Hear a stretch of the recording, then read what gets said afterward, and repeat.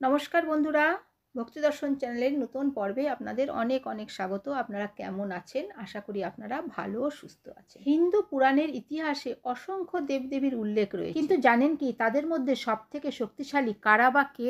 ভগবান মাত্রই সর্বশক্তিমান। তবে পৌরাণিক তথ্য অনুসারে বলা হয়েছে শক্তির ভিত্তিতে হিন্দু দেবদেবীর মধ্যে রয়েছে বেশ কিছু পার্থক্য। অর্থাৎ সকল দেবদেবীর মধ্যে রয়েছেন এমন কিছু দেবদেবী যাদের শক্তি ও ক্ষমতা অন্যান্য দেবদেবীর তুলনায় বেশি। তো বন্ধুরা, আসুন আজকের পর্বে আমরা জেনে নিই হিন্দু ধর্মের সবচেয়ে শক্তিশালী 10 জন দেবদেবীর সম্পর্কে। ভিডিওটি সম্পূর্ণ দেখার অনুরোধ রইল। তার আগে বন্ধুরা, এখনও যারা ভক্তি দর্শন চ্যানেলটিকে সাবস্ক্রাইব করেননি তারা চ্যানেলটিকে সাবস্ক্রাইব করে পাশে থাকা অল নোটিফিকেশনে ক্লিক করে দেবেন পরবর্তী ভিডিওটি পাওয়ার জন্য।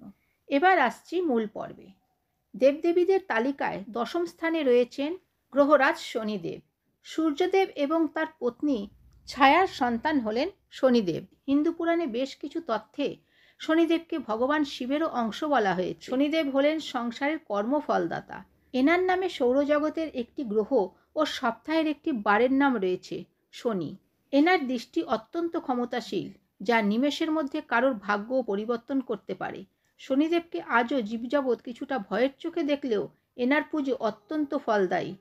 প্রতি শনিবার সন্ধ্যায় গ্রহরাজের পূজা অর্চনা করার বিধান রয়েছে। নাম্বার 9, শনিদেবের পরেই এই তালিকায় পরবর্তী স্থানে রয়েছেন ইন্দ্রদেব। হিন্দু পুরাণ মতে যিনি হলেন দেবতাদের রাজা এবং স্বর্গের অধিপতি। ইনি মূলত বজ্র এবং বৃষ্টির দেবতা। এনার বাহন হল ঐরাবত নামক এক শ্বেত হস্তি এবং উচ্চৈশ্রবা নামক এক অশ্ব। ঋগ্বেদেও ইন্দ্রদেবের উল্লেখ পাওয়া যায়। তার পিতা হলেন কাশ্যপ মুনি। অত্যন্ত ক্ষমতাশীল এই দেবতা সামান্য অহংকারী হলেও নিজের যোগ্যতার কারণেই দেবরাজ হয়েছিল। এই হিন্দু বৈদিক দেবতার মূল অস্ত্র বজ্র, যার প্রয়োগে তিনি বৃত্তাসুরের মতো ভয়ানক অসুরকেও পরাজিত করেছিলেন। নাম্বার 8, এই তালিকায় 8ম স্থানে রয়েছেন কুমার কার্তিকেয়। ভগবান শিব ও মাতা পার্বতীর পুত্র কার্তিক ছিলেন দেবতাদের সেনাপতি।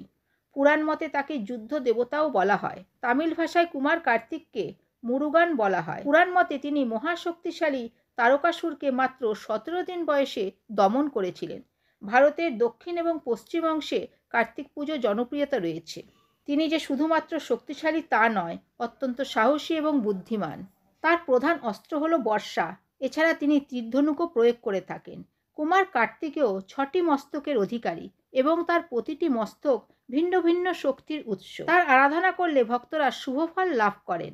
নাম্বার 7, এই তালিকায় পরবর্তী স্থানে রয়েছেন বজরংবলী, শ্রী হনুমান। হিন্দু পুরাণ অনুযায়ী বজরংবলী হলেন পবনদেবের মানসপুত্র। ভগবান শ্রীকৃষ্ণের সবচেয়ে পরম ভক্ত হলেন হনুমান। তিনি বরপ্রাপ্ত ছিলেন যে কোনো দিব্য অস্ত্র তার কোনো ক্ষতি করতে পারবে না। ভগবান শিবের বিশেষ অংশ হওয়ার কারণে তার শক্তির কোনো সীমা নেই। রামায়ণ এবং মহাভারত মহাকাব্যে তার বিশেষ ভূমিকা দেখা যায়। শুধু তাই নয়, বিভিন্ন পৌরাণিক তথ্য অনুসারে তিনি চিরঞ্জীবী হওয়ার বরপ্রাপ্ত ছিলেন। হনুমান চালিসা পাঠ করলে যে কোনো ব্যক্তি বিপদ থেকে মুক্তি পেতে পারে। বজরংবলীর প্রধান অস্ত্র হলো গদা।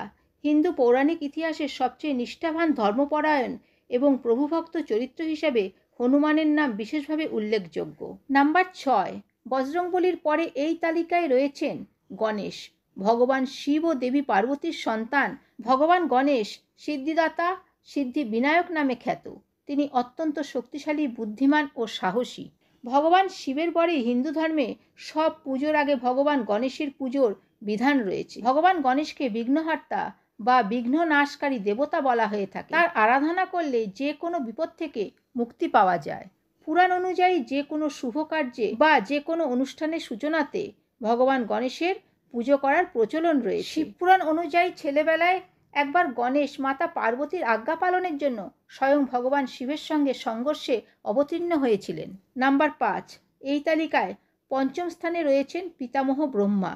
হিন্দু পুরাণ অনুযায়ী এই সংসারের সৃষ্টিকর্তা হলেন ভগবান ব্রহ্মা। শুধু তাই নয়, তিনি হলেন ত্রিদেব বা ত্রিমূর্তির এক অন্যতম প্রধান অংশ। সমস্ত সংসার এবং চতুর্বেদ তারই সৃষ্টি।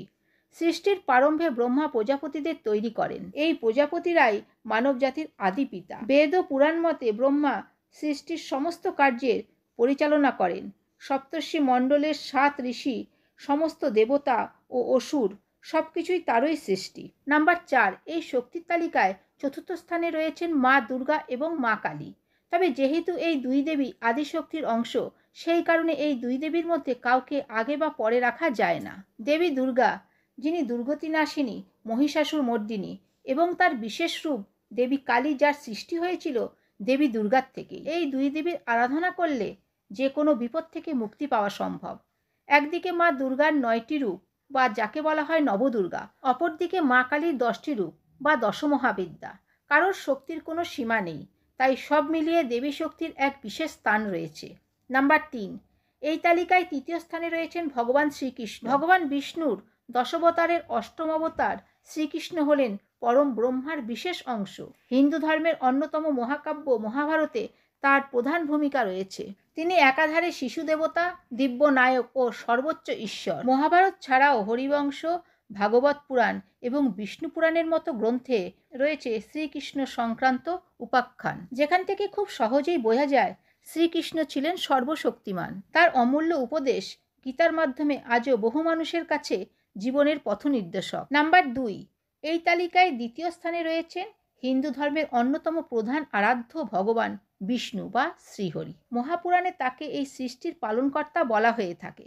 সংসারের সবকিছু তারই দ্বারা নিয়ন্ত্রিত হয়। শঙ্খচক্র গদা পদ্মধারী এই মহাচরিত্রের শক্তির কোনো সীমা নেই। বিভিন্ন পৌরাণিক গ্রন্থে তার বিশ্বরূপের বর্ণনা রয়েছে।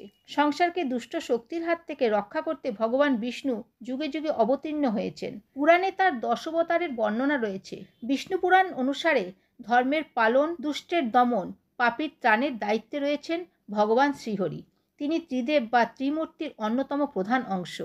নাম্বার 1, এই তালিকায় সবার প্রথমে যিনি রয়েছে তিনি হলেন হিন্দু ধর্মের পৌরাণিক ইতিহাসের সবচেয়ে শক্তিশালী আরাধ্য দেবাদিদেব মহাদেব। সংসারের ধ্বংসকর্তা তিনি। মহাদেবের শক্তির কোনো সীমা নেই। তিনি জন্মহীন, শাশ্বত, সর্বকারণের কারণ। তিনি জ্যোতির্ময়, অন্ধকারের অতীত, আদি অনন্তবিহীন। ত্রিদেব বা ত্রিমূর্তির প্রধান অংশ। ভগবান শিব এই সৃষ্টির নিয়ন্ত্রক। বেদে ভগবান শিবকে রুদ্ররূপে দেখানো হয়েছে। বেদান্ত অনুসারে তিনি মহা ঈশ্বর। উপনিষদে বলা হয়েছে, যখন দিনরাত্রি কোনো কিছুরই অস্তিত্ব ছিল না, তখন কেবলমাত্র ভগবান শিব ছিলেন। তার তৃতীয় চক্ষুর সামনে এই সৃষ্টির সব কিছু নিষ্ক্রিয়। কৈলাসে বিরাজমান মহাদেব সংসারের মূল রক্ষাকর্তা। তো বন্ধুরা, আজকের ভিডিওতে জানলেন হিন্দু ধর্মের সবচেয়ে শক্তিশালী 10 জন দেবদেবীর সম্পর্কে। ভিডিওটি ভালো লাগলে ভক্তি দর্শন চ্যানেলটিকে সাবস্ক্রাইব করবেন এবং ভিডিওটি শেয়ার করতে ভুলবেন না। ভালো থাকবেন, সুস্থ থাকবেন। ধন্যবাদ।